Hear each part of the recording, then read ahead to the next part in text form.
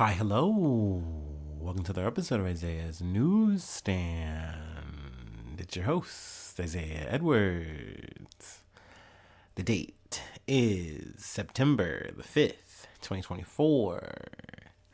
Hopefully this episode finds you well, in good spirits and high hopes. As for me, my day was pretty good. I will say for my favorite day, this wasn't the best day of the week, but we got through it, and I'm going to say overall it was good. There was some caveats. We'll get into that. But like I said, hopefully you've had a good one. Hopefully you're solid. But yeah, let's see. How did work go? Overall, it was good. But on the last half, some things came up, I guess. So one of the supervisors came down. Well, actually, I this is kind of like happened throughout the day. But essentially, operator comes down with some trash, and it's in what is called a Gaylord. And yes, I snicker in my head every time I say that or hear that. What can I say? But it's filled to the brim with trash. And you know, he goes, hey, this is what they're going to be sending down from now on instead of the trash buggies, which is literally like a normal, like, trash buggy that you'd see on wheels, you know, and we'd fill it with trash and it goes up and down, up and down. Well, there was a safety thing. Long story short, they've been trying to come up with an alternative. So finally it gets implemented today. So the supervisor comes down to elaborate further what is going to happen. And I go, oh, okay, all right. And essentially it's kind of bullshit. Like, I definitely understand from the safety angle, we got to make sure, you know, to do that. I think it's good. But I was under the impression that, like, these were going to be fully disposable units. Like, you're going to send down a Gaylord, I'm going to crush the whole thing, you know, get it all done, boom, bada bing, bada boom, send out a new one. We're good. That was going to be fine. But they want to preserve these things. And for me to, like, reach in, scoop out the trash, and then get them sent back up to them. And I'm like, kind of trying to stifle a laugh as he's explaining this to me. And then I just go nonverbal for the rest of the day whenever he comes back down to inquire about it. Because I'm like, this is a dumb idea, and I think you kind of know this won't work, but you don't care enough to really come up with anything better, and I understand that because that's what a supervisor's gonna, that's what they're gonna do. That's just how this works. So I was a little perturbed today, and you know, we'll just see how things go. I'll keep you posted on that front, and you know, some other little things are going on, I guess, that are just like got me on my haunches, but they're less things. They're just more whatever. You know, I'll save it for off the pod if you're interested. You can always come find me. You know the ways. But yeah, that was my day. It's been all right, but you know, I feel like it could have been a little better. But you know, hey, at the end of the day, it was a solid day of work. I got to, you know, listen to some of my podcasts and really, like, you know, just get through my normal day the way I like to. So that was nice. Let's see here. Food corner last night was pasta bolognese. Pretty much classico. Didn't do anything too weird. Didn't really integrate the leftovers or anything like that again. I will say I did have like a little bit of a veggie tray. So I took the cucumber and some carrots and put that in the salad. And ooh, I do miss a good cucumber in a salad. You know what I mean? It hits. It's nice. You know, sometimes you don't have to do all the stuff that they're doing on TikTok, by the way. You know, like, hey, don't get me wrong. I'm not hating on a cucumber salad where you're literally like just all cucumbers and you've done dressed them out to the nines and you've pumped them up with MSG. Look, if it tastes good, I'm with it. I love that shit. Go for it. But like, let's sometimes embrace tradition. It's okay, you know, just chop that thing up and just, you know, dry jack it right on a salad. That was a terrible way to word it, but I'm gonna leave it in. No edit. You know, that's all I'm saying though. Let's see here. You know, so it was classico, you know, pasta. I had with the red sauce, of course. I will say the different thing. I usually cut up my bread, so I had a bolillo roll and a croissant. I finally finished the croissants. This time I just literally like just smack the pesto and all the stuff I usually put on, the cheese, the butter, all that. I just put it on top of the bread and just ate it like that. And you know what? It kind of hit a little different. I don't know. I liked it. You know, the fact that I had a toil less on the bread kind of made it taste a little bit better. If you know, you know. You know, if you feel me, you get me. Let's see here. Oh, another thing I wanted to report since I mentioned the croissant. I love a good croissant like breakfast style, if that makes sense, right? Like I definitely like it in like the morning or afternoon type of thing. I like it as a side, maybe to my continental situation I got going on in a hotel, the little cinnamon sugar thing I mentioned before. I don't know if I like a savory croissant as much. Don't get me wrong, I think if you make a sandwich out of it, that's pretty bussin', that's pretty good. But even so, it's so flaky and kind of a little bit unwieldy for a bread as a sandwich that I don't know if I love that. But, I wouldn't say no to it, but I think I prefer a bagel or a sourdough for that a little bit more. You feel me? I don't know. We're getting into the bread verse, and we're supposed to be talking about news. I'm sorry. Let's go ahead and do our startup, and we'll go ahead and get into that news, that real news. No more bread talk.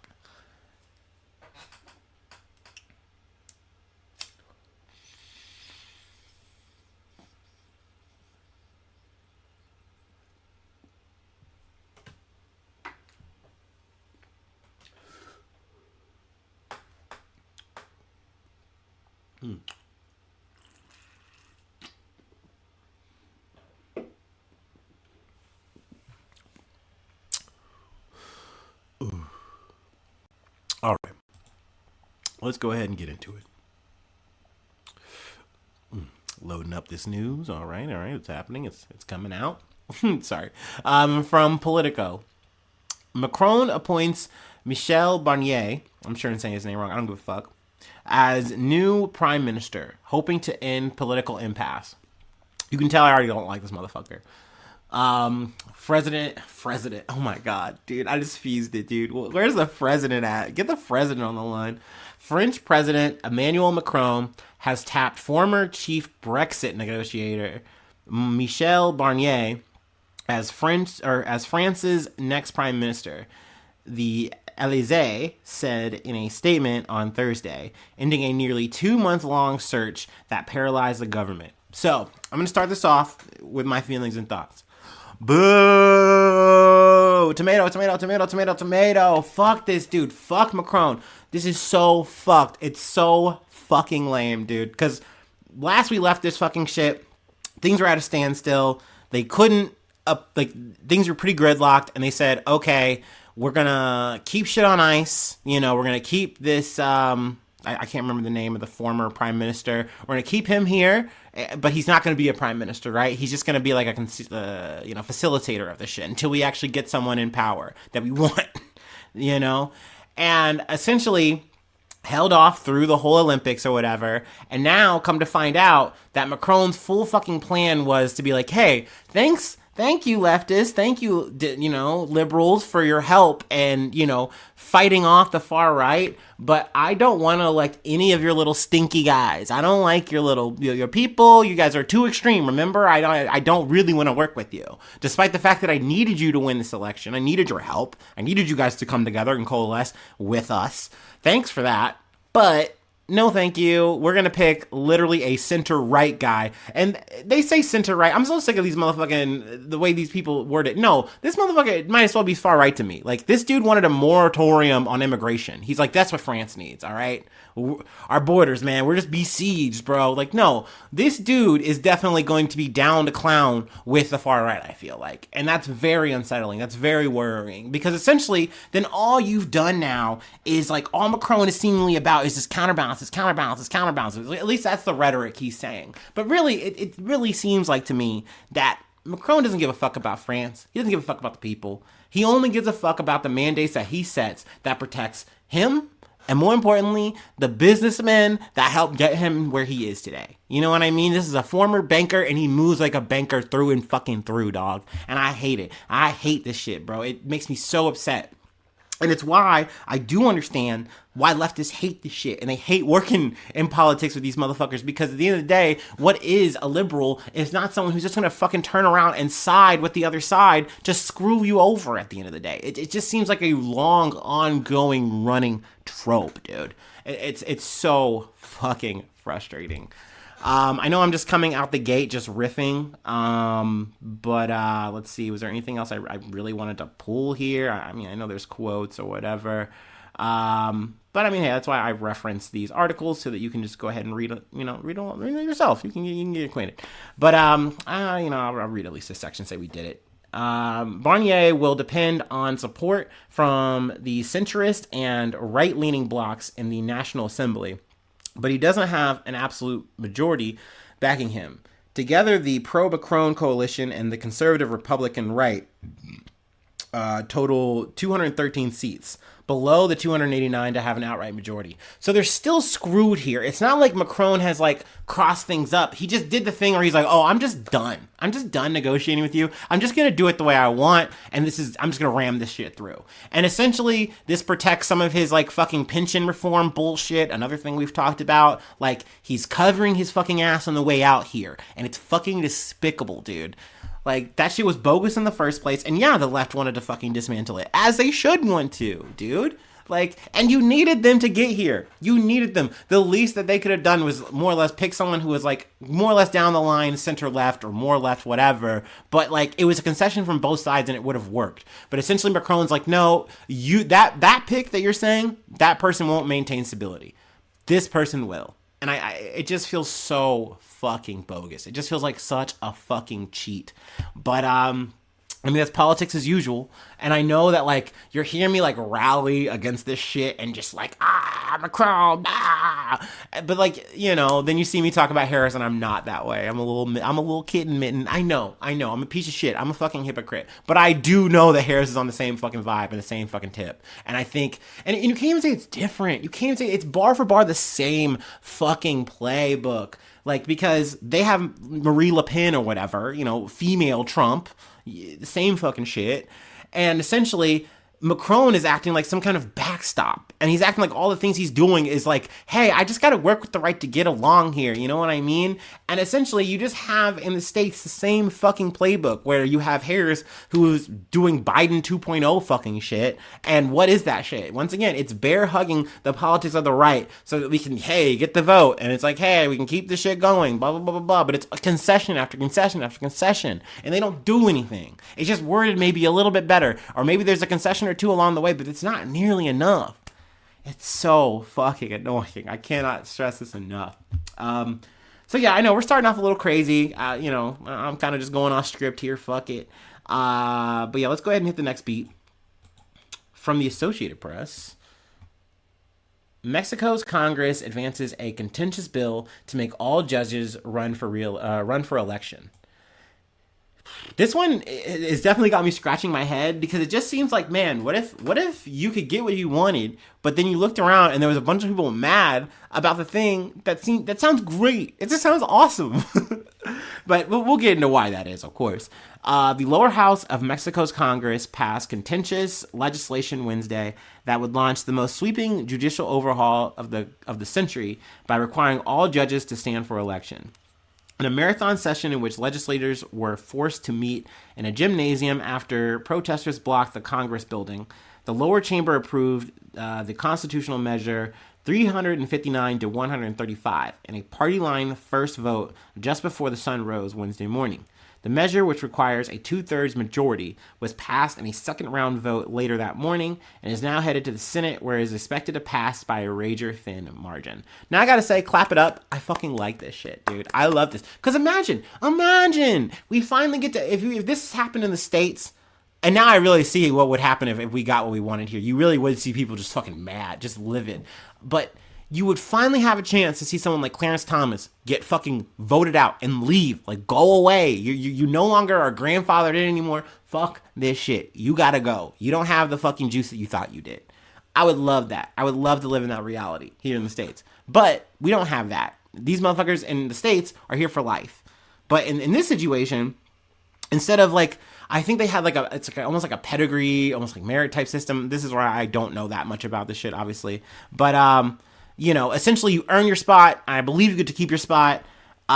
This is going to completely rework that. And this is something that, Luis Manuel Obrador, this was one of his big projects that he wanted to close out before he left and gave things to Sheinbaum, his replacement, president-elect. Another thing we've covered. But she's essentially taking the reins. She wants the same thing. She worked under him. So this is gang. This is going through. And I think it's a great thing. But essentially the people who are coming out in droves and against this are conservatives and people who feel like, hey, you are completely reworking the fabric and integrity of what it means to be a judicial judge and like have that spot, and like that's wrong. We don't like that. And people are coming out in droves apparently. And normally, when I'm on this podcast, I'm powered to the people, I'm with the people. I fuck with that shit. But hey, sometimes y'all raiding shit in Brazil and it's going crazy and y'all doing January 6th shit and I can't fuck with you. I'm sorry. I go, Pontius Pilate on that shit. So this feels like that. It feels like a lot of conservative voices are out. It was weird to like hear this shit on the BBC throughout the week.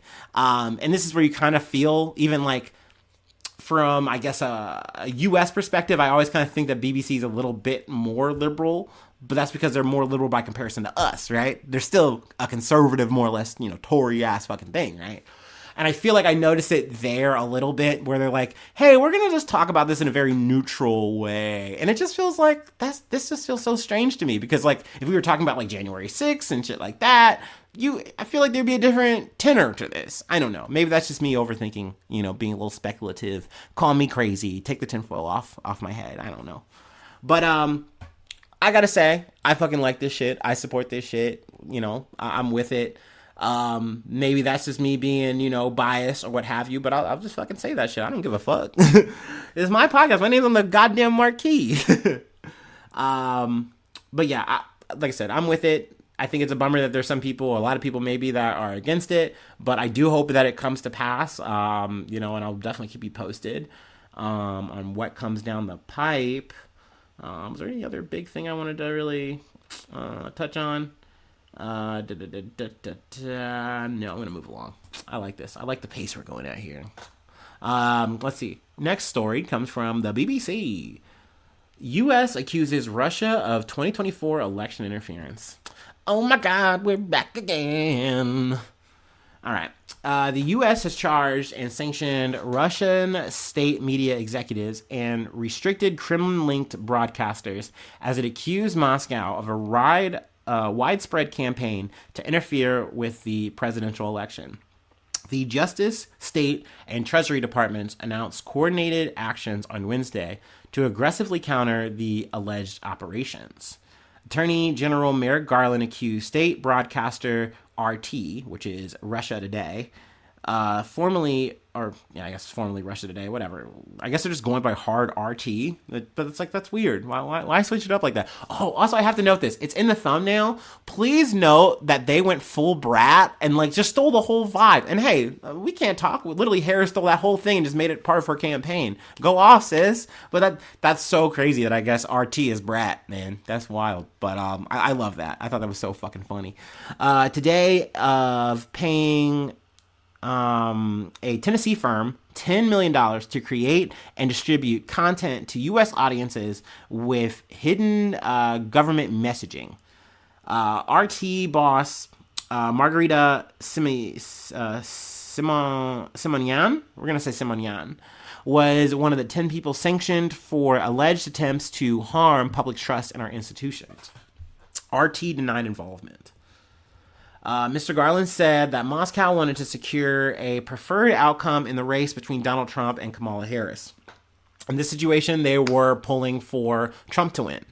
Though it's weird, I didn't cover this. It's mentioned in this article, but Iran gets mentioned because they tried to do some shit about a month or so ago where they hacked, they spearphished, which is a hacking term, but they fished a person who used to work with Donald Trump on his campaign, I believe Roger Stone, huge fucking piece of shit.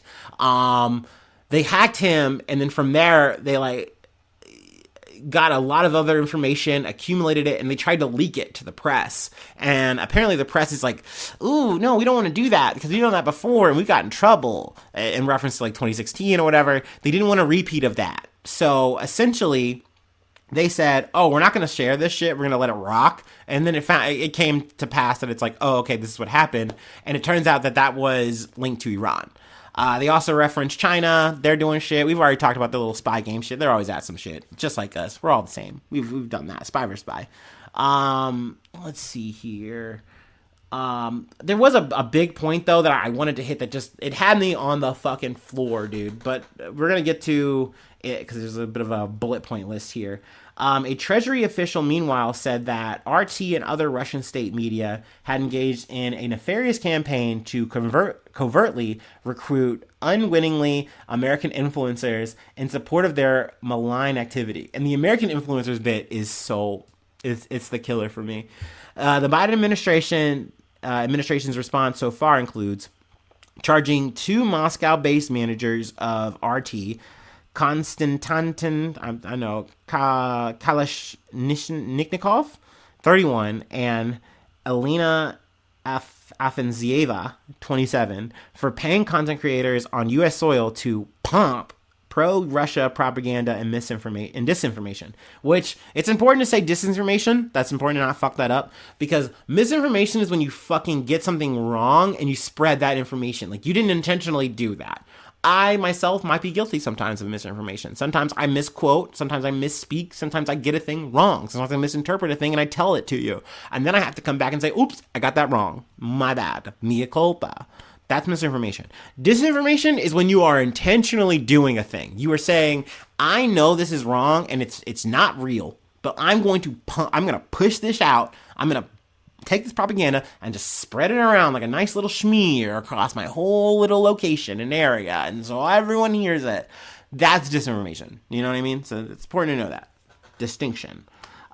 Sanctioning 2 entities and 10 people, including Simonyan, RT editor-in-chief, for activities that aim to deteriorate public trust in our institutions, restricting visas for employees of Kremlin-backed media outlets, seizing 32 internet domain names used to covertly promote AI-generated false narratives, targeting specific U.S. demographics and regions on social media, designating Razia Segnodina and 5 of its subsidiaries, RIA, Novosti, RT, TV Novostody, Reply, and Sputnik, as foreign missions, requiring them to report information about their personnel to the U.S. And then, offering $10 million or a $10 million reward for information on hackers associated with the Russian group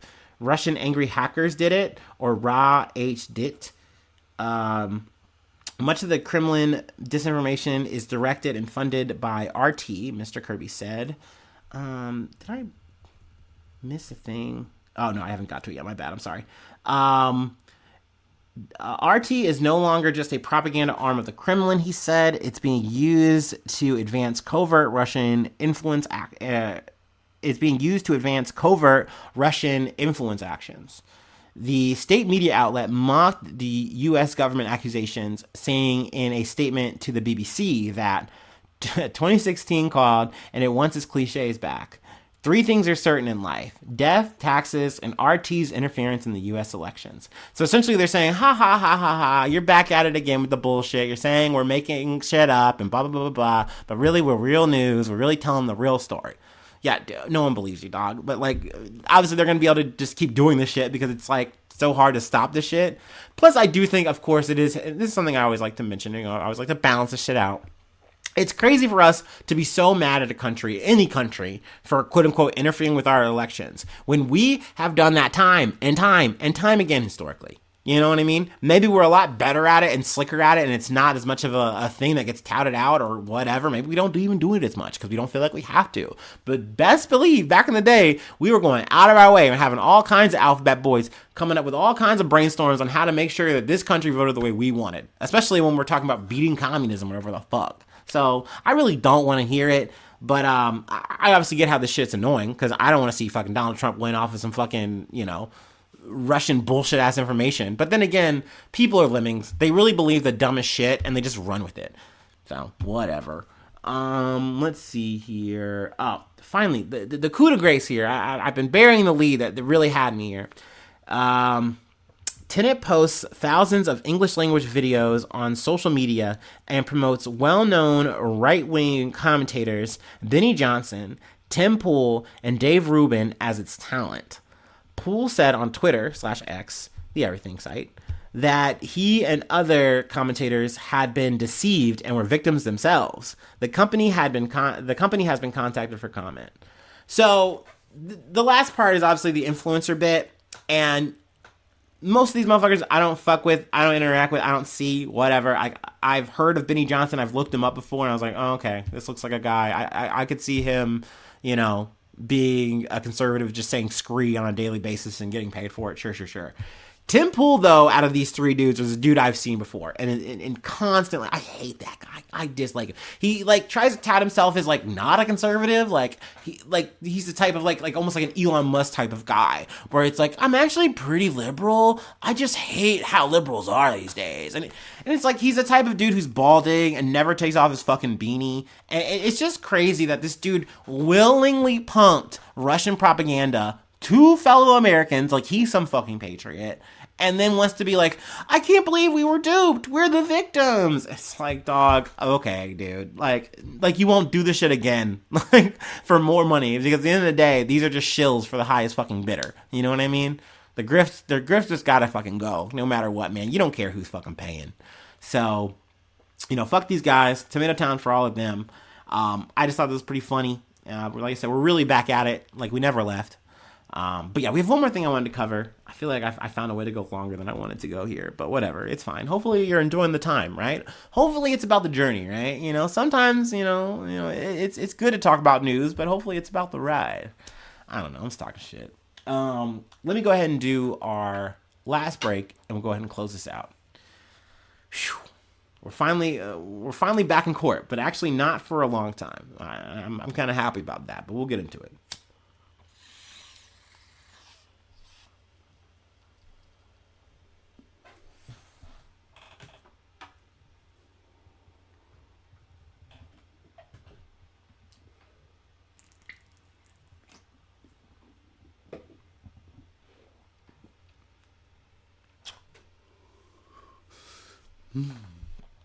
All right. Last story comes from ABC News.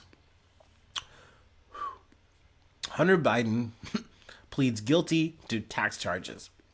Will avoid trial.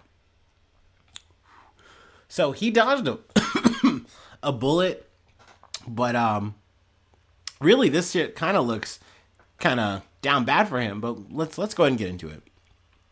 After an 11th hour plea, followed by hours of legal wrangling Thursday, Hunter Biden pleaded guilty to 9 tax-related charges, avoiding a lengthy and potentially embarrassing trial for President Joe Biden's son. U.S. District Judge Mark Scarzi accepted Hunter Biden's guilty plea on all the tax-related charges he faced after being indicted last December. Sentencing in the case is scheduled for December 16th. And here's the fucking whopper, y'all. Judge Scarzi said the younger Biden faces a maximum sentence of 17 years in prison and a fine of as much as $1.35 million. So I definitely didn't expect the fine to be so high, considering he paid the money back. Apparently, they say in this article he had a third party help him out. No surprises there. Gotta love a diplomatic son, you know? You gotta love a diplomatic son. Especially it's a president's son, man. Yeah, someone helped him out on that. But essentially the judge said, okay, that's cool and all, but that doesn't affect your state of mind in that moment. So I'm not gonna let that be admissible. Sorry, I had something running. I gotta hit it. Okay. So I was like, ooh, that kind of sucks. Because essentially that's part of the reason why he paid it that way he did, right? So be like, hey, we made this all up. Everything should be cool. We're all good, right? And it's like, no, you still have to pay a fine on top of that. That essentially is probably about as much as you paid in to fucking clear the shit, right? So ooh, that's a big sting. But I'm curious about the prison time, right? Because these are felonies. I don't think you can just fucking... In fact, I know you can't fucking get probation or any weird shit here. This is definitely one of those guess who's going to jail tonight situations. So I feel like that's kind of lining things up to be in a situation of Harris has to win. And if and when she does, most likely she's going to pardon that motherfucker, right? Like, it would be crazy. And it's one of those things that it makes me like just laugh like maniacally, because it's like, damn, isn't that the way? Like, this motherfucker's gonna get the whole ass fucking Nixon treatment. If it works out. And Biden literally kind of gets to keep his promise of like, hey, I won't pardon my son. Like, it is the perfect fucking like Ocean's 11 maneuver, dude. So I will giggle. I will kick my feet if that happens that way. And yes, by the way, that's just as fucked up if Harris does that. Like, it's not cool. That's not okay. This motherfucker should have to deal with the fucking crime. He did the crime. He should have to do the fucking time. Like, you know what I mean? Yes, I back the blue no matter fucking who, but like, I want to see these motherfuckers all rot in jail. They're all pieces of shit. So I'll be A-okay with that shit. But I just highly doubt it, right? Like, but man, that would be pretty crazy if he winds up doing the whole fucking bid. I definitely don't think they're going to give him the max sentence. When I first read this, I thought it was like the minimum sentence was that much, because it was like maybe 3 felonies or whatever. But no, the maximum sentence is that. So maybe the minimum is, I don't know. I'm not a lawyer or anything. I don't fucking know how this shit goes. But like, something he can do and then get out on good behavior. But either way, if we have a situation where you have Hunter fucking Biden going from, you know, winding up, I'm sorry, I'm miswording. He winds up doing fucking 10 years or something in jail. That'd be crazy, right? That was like, what a world, huh? Justice served, huh? But once again, I kind of doubt that. I'm very speculative of that. But hey, what if Trump wins? You know Trump is not going to pardon that motherfucker. Ain't no fucking way, no how. So then that would be, I guess, a dream scenario. So I guess this is once again one of those things where I do get to kind of say, hey, if you look at it, things are kind of so fucked, it doesn't matter. You know, everyone's going to get a little piece of the pie, one way or another, of this shit little fucking, you know, entree, okay? We're all going to have fun no matter what in the chaos, I think. So there's silver linings everywhere, no matter what. But interesting case. I was definitely not looking forward, actually, to covering another Hunter Biden trial. Though I will say it's interesting to see him take L after L, and I think maybe that did play a part of it. To kind of reference a bit of the article, though I'm not even really going to. At one point, he tried to do the Alfred plea, which is essentially accepting guilt without actually saying you're guilty, which is cringe. And everyone was like, no, like the prosecution was like, no, that's not okay with us. And then the judge was like, yeah, I'm not feeling that, dude. And then he's like, okay, I'll cop to the whole thing. Like, I'll just say I'm guilty. I mean it. We did all that shit. We ran that shit. So yeah, that's where we're at with that. You know what I mean? That the Biden crime family, dude, they got him, dude. Mission accomplished, I guess. Like I said, we'll come back to this in December, and see what that sentencing looked like. By that point, we'll definitely have a president, right? A new president. You know, not old Joe. So that'll be interesting. You know, we'll have a lot to talk about. But yeah, that's where I want to leave it. That's where I want to stop. Oh, damn, how did I go so long, dude? That's crazy. I'm sorry, y'all. I always feel bad when I go over 30 minutes. I feel like the pizza guy, and I'm late, and like, now you deserve a free pizza, but like, what do we do here? Because like, it's already free, dog. Like, I don't know. And now I'm about to ask you to subscribe to the Patreon. So this is even worse. This is so cringe. Man, dude, I'm Hunter Biden cringe right now. I'm sorry. But yeah, patreon.com/ZanNews. Become a newsie today. We're not doing any crimes. You know, it's cool over here. You just become a newsie, which is dope. It's kind of like a tip jar. But I shout you out top of the month, so there's that, you know. And we just do it every month. It's fun. It's cool. You know, you can hit me up. We talk shit, whatever. You know what I mean? It's newsy shit. If you know, you know. But let's see here. Free ways to hit me up, because I'm always available. I always got time. IsaiahNews1@gmail.com. And then free ways to hit me up. Any of the socials. You can find me on X, the Everything app, or the site, whatever you want to call it, or Twitter, Facebook, Meta, whatever Mark wants to call it. Mark Space. Fuck Blue Sky. That's lame. I'm on Tumblr though. There's that. YouTube. Let's talk about YouTube. Let's talk about subscribing to the YouTube, or following on Spotify or Amazon, whatever. You do that, and then if there's a review thing, hit the stars. Sharing is caring. Leave a cool comment. You can actually do that on Spotify. Did you know you can leave a comment on a Spotify thing? like a podcast, a thing like that. They're really YouTubing out, dude. It's crazy. There's videos on there. Technically, this is a video right now. Obviously, you're seeing me smoking in a really like cool way with my fluffy beard. But like, you know, you can also just switch it back to audio mode. That's actually better. I like that technology. But yeah, leave a comment on either. Sharing is caring. I already said that. It can be fun though. Thanks so much for tuning in. Thanks so much for being a friend. And hopefully I see you soon for some more good news. I love ya. Bye-bye. Mwah.